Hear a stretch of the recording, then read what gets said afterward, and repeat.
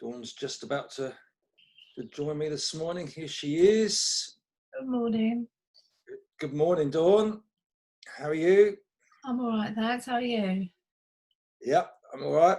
Pumped for episode 80, Thursday the 11th of June. Oh dear, we've only got 20 more to go. Oh dear. 21. This People one. will be glad to get rid of us, I think. Yeah. 21 to go, but that's 3 weeks still. And it made me think, do you remember when the oldies or crumblies were told they got to be in isolation for 12 weeks and how long that seemed like? Well, we must be well past that now. Yeah, but I don't think you can be too careful. It's a real strange one. I mean, when you look at pictures of people or you listen to people who've had it, the virus, some people think it's a joke. I don't think it's a joke. I think you've got to take it seriously if you don't want it. It's better. Prevention's better than cure by a long shot. So you can't be too flippant, can you? No. And now we've got a slight release of the lockdown and more complications. People can nominate bubbles to operate in, social bubbles. And I was wondering, you don't need to comment too much. What happens if you want somebody in their bubble and they say, no, I don't want to be in your bubble because I've got somebody else to be in my bubble?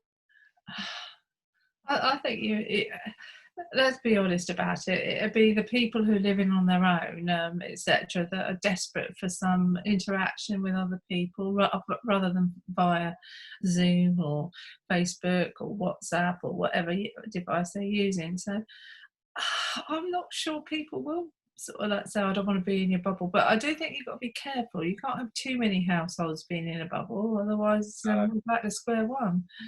No, it's getting more complicated, and as a lot of the population couldn't deal with the really simple stuff, I doubt their ability to deal with it. But there you go.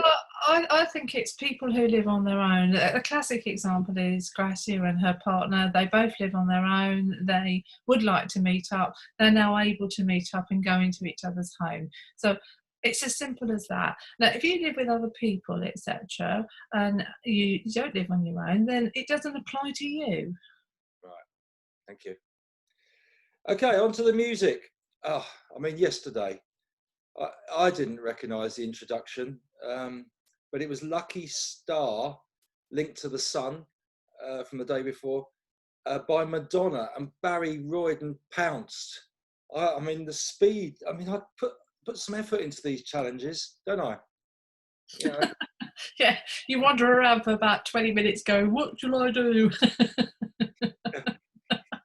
So he goes to... then yes, you do put a lot of effort in. I try and pitch it. It's challenging, but not too easy. I know. You see, I'd put some obscure music nobody's ever heard of, and they'd be all sitting and listening, and they just wouldn't get it. But at the end of the day, there's no fun in that, as you said. So I have to go with something that's fairly familiar that they could get. So yeah, no, that's right, ladies and gentlemen. Dawn would have impossible stuff that nobody's ever heard of, but that defeats the object. You've got to dangle a carrot a little bit, haven't you? Oh, really? Yeah, you and your carrot dangling, honestly. We are awful, but I like it. Right. Okay. Today's music, then, you got to get the link to Lucky Star by Madonna. Okay, and this is it coming up.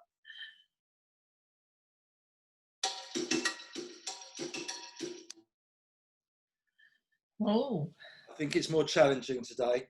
Sounds very Brazilian, doesn't it? It does. I won't go off on a tangent on Brazilians, though. Okay. No, let's not go there. Catchphrase. Well done, Angie Crush. I'm not keeping a total of the catchphrases. It's just a bit of fun. But yesterday was chicken and chips. We had some roulette chips, didn't we? With Oscar's chicken. Yeah.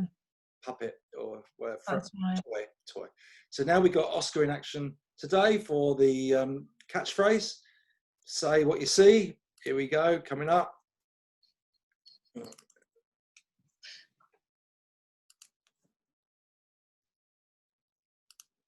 going to go to sleep in a minute. Let's not let sleeping dogs lie. Hello. Who's your little friend then? Hey, who's your little friend, Oscar? There we go. That's your catchphrase for today. I won't say any more. Okay, good. Feedback from yesterday. Good little bit of feedback. Not so much it takes up the whole episode, but Andy Poppleton talking about monuments, statues, whether to wipe the slate, clean them out, etc. We mentioned Auschwitz and concentration camps.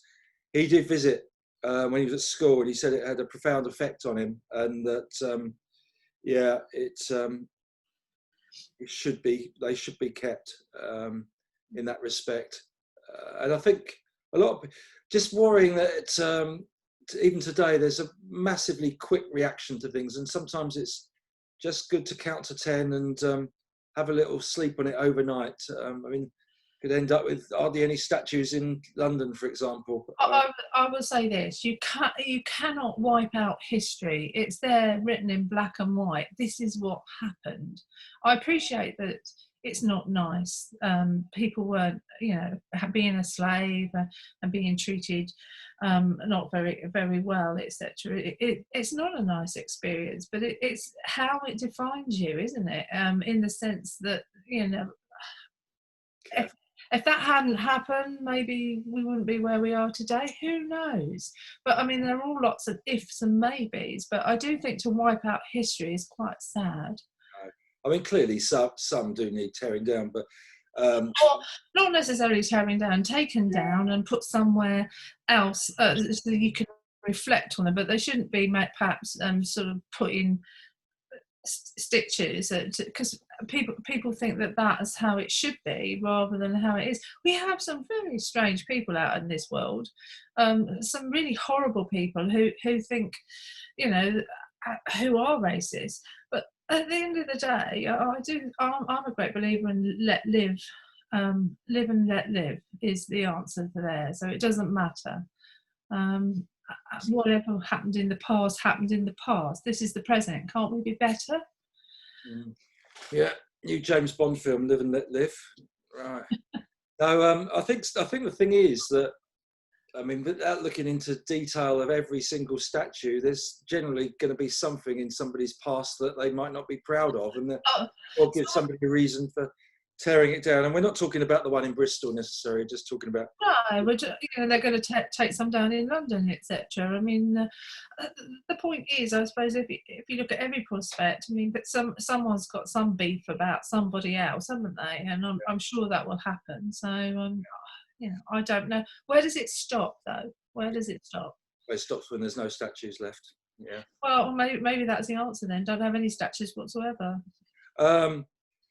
Take the lions out of Trafalgar Square as well. What are they about? Well, they're vicious.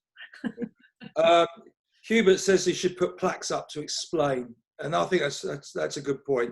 I mean, there should be some decision making on this, of course, but anyway. And Hubert also said that some of the lines of "If," the poem by Rudyard Kipling, conjured up some other thoughts in his head, and one was you're only as good as your last race or your last competition. Is that true? I mean, that's a good debate for everybody. I've asterisked that for debate another day, but what's your initial reaction to that, Dawn? I don't think it can be defined by one race. I think, it depends on circumstances. I think we touched on this yesterday. To think that you're defined by one bad race, which you could have had been your last race, etc., when you know that you've done better times or something like that, I don't necessarily feel could be true. I think you've got to look at it, weigh up and look at it in an even way rather than try and think more into it. You're only good as your last race. I don't think I'd ever say that to anybody. No. I mean, our music kings, Steve Fury and Barry Royden might have something to say on that. But anyway, Grazia also mentioned mind games during a marathon and endurance and keeping going. And, keeping the wheel going, and how when she did her marathon debut and beat her target by 3 minutes. I do think you need Hang on. I'm just going to say, I do think you need to keep strong in a marathon. That's all I was going to say. Now go, Mr. Producer. Saying that the mind games, the guy pacing them gave them something to think about, whether it be their calf, their arms, their head, or whatever, at different stages. And it made me remember Paula Radcliffe, who used to count from 1 to 100 continuously. So yeah, it was bring you back to the current. You know, if you get overawed in any situation by the scale of what you're faced, one of the psychological tricks is to try and bring it down to concentrate on something that's relevant at this particular moment. If we thought we had millions of listeners, you've just got to forget about that and think about what you're about to say. Go.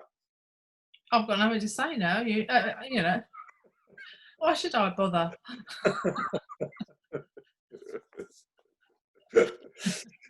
Okay, final verse of If by Rudyard Kipling. Here we go. You're listening carefully because you've got to interpret this. If you can talk with crowds and keep your virtue, or walk with kings nor lose the common touch.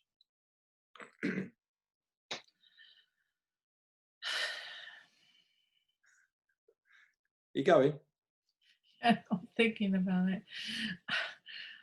I think he's referring to the fact that you can be normal. It doesn't matter whether you're with someone, you know, who's a king, or it doesn't matter. Just be yourself. Yeah. It says treat others, or as somebody an interpretation is treating others regardless of their status in life. I think, you know, and treat everybody with kindness. It triggered something in my mind. I find with young people, and I was probably the same. Well, I was the same. You're in awe of people when you're young, and not so in awe of people when you're old. I wonder if any of our older listeners or viewers are actually in awe of people today, or whether they've tempered that feeling as they've got older. That's a difficult one, isn't it? Because I think as you get older, it's the same old thing, isn't it? You've got more experience to draw on, so you're less impressed by somebody's wonderful performance. Whereas when you're young, you're just beginning, and so someone goes out there and does something, you know, stands up for something that they believe in, etc. They will admire them, won't they? Because they haven't had that experience to draw on. Whereas when I think you're sort of like getting on in years, older, it is more difficult to sort of like for someone to sort of do something really outstanding, because you've seen so much before. Yeah. Good.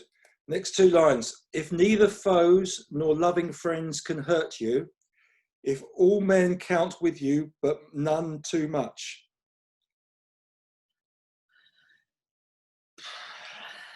It's sort of like dwelling on the fact that, you know, you have your friends and your family around you, etc., and no matter what they say, it's never to take it sort of like personally, because, you know, from anyone's point of view, it's their opinion. So I'm not saying that it doesn't matter. It just thinks that you may have a different one, so you take it on the, as I say, the chin, and just sort of like think, well, okay, I'll have to change perhaps the way you think, or something like that. What was the last line? Oh, you got it, I think. If all men count with you, but none too much. Well, I think that sort of like dwells on the fact that, you know, you shouldn't really sort of like be too hung up on what people say, because it is just an opinion, and it's a fleeting opinion, because they may not know all the facts. So, you know, I don't get too upset, because they don't. It's a question of, do you really know that person? And obviously my family do, but there you go. Yeah, I think the thing is, even if you've got 100 compliments, 99 compliments and one critique, you tend to remember the critique. And I think it's sort of guarding you against that. Extremely difficult though. Although I do know from a previous episode, most of our viewers don't give a monkeys what people think. So, but it does relate to that. And that's good because you're following Rudyard Kipling's If, probably. Probably. But you see, well, my New Year's resolution is to tell people how it is. That means I don't really care if someone else tells me how it is at the time, but it might make me reflect if they tell me how it is, rather than be ultra pleasant to my face and really thinking something else behind my back. So you're not going to change anyone if you don't say what you feel. Yeah. If you can fill the unforgiving minute with 60 seconds worth of distance run. Oh, yeah. Well, you're trying to count minutes. I mean, God, it sounds like it's endless if you're sitting there trying to take a minute. I'm not sure that. You're not talking about sex or anything. No.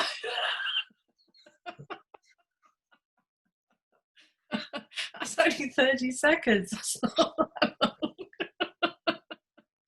Oi. Oh dear. Read it again. If you can fill the unforgiving minute with 60 seconds worth of distance run. I really sort of like think, what is he thinking there? Fair enough, very honest. I think it's meaning don't waste time, don't waste a second. It does, but I think this is one contentious because run, don't walk. Perhaps I noted down, but then again, thinking about it, sometimes it's a mistake to rush things. So you have to have a balance. Maybe he's not thinking running in the literature. He doesn't mean go running yourself. He's time will just sort of like tick on and run if you like, regardless.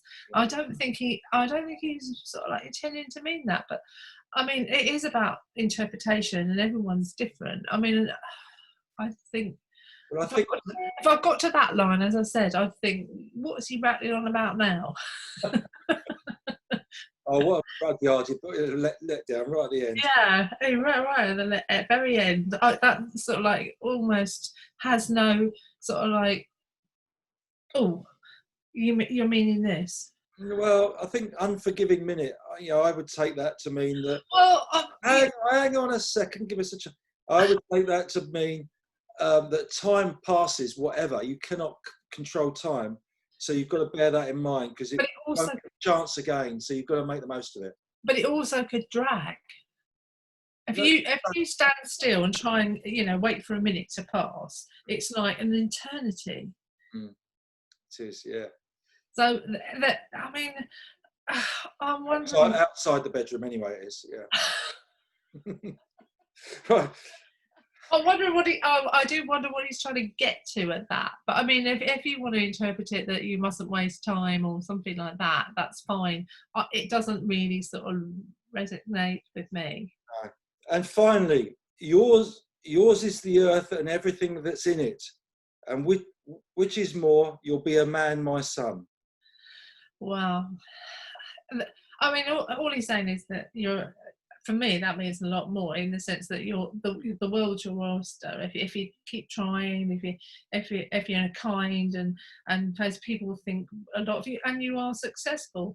I'm not necessarily sure I agree with the last bit about being a man. I think I think it's probably because we're sort of like in the era where women are just as prominent as men. So I just think, in a sense, he's ending it in a. You've got the transgender issue as well, so you've got to be careful on these things. Yeah. But I mean, at the moment, he's ending on a positive note to say, come on, the world is your oyster. You can become whatever you want if you work at it.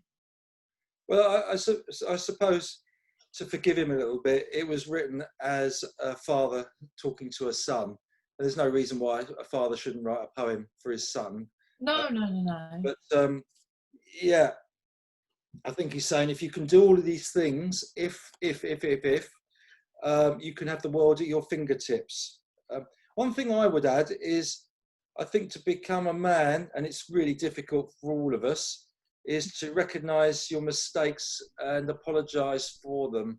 And I don't think he had any mention of that. There's just one thing that came to mind. And if anyone else has got anything that Rudyard just missed out, perhaps let us know. Also, the very fact, I hate this thing, like, you know, saying to somebody, oh, you've got to be a man, etc. That puts enormous pressure on somebody, because, you know, especially in this day and age, you don't necessarily want to be sort of strong-minded, etc. You know, especially if you're only a child. So I find it it is, to me, it's a lot of pressure that isn't necessary. I mean, I don't think you should define your childhood from someone saying, you know, man up or something like that. Yeah. That's just how I feel. Maybe I'm being too soft in that instance. Yeah. Good stuff. So excellent. Thank you, Dawn. You got through If. Yeah. Good critique. You gave him a bit of a bashing at the end there. Good. We want. That's just how I feel. Yeah, absolutely. That's what we want. I've got 3 things that we could have some feedback on. Angie's suggestion of what somebody's perfect day is. Who do you hold in awe, and do you have a different attitude to that aspect as you're older rather than younger? And is there anything that Rudyard Kipling missed in If that really helps? Good, helpful advice for growing up. Yeah, fair enough. Fair enough. Yeah, good. Thank you very much, Dawn. See you later. Bye. Bye bye.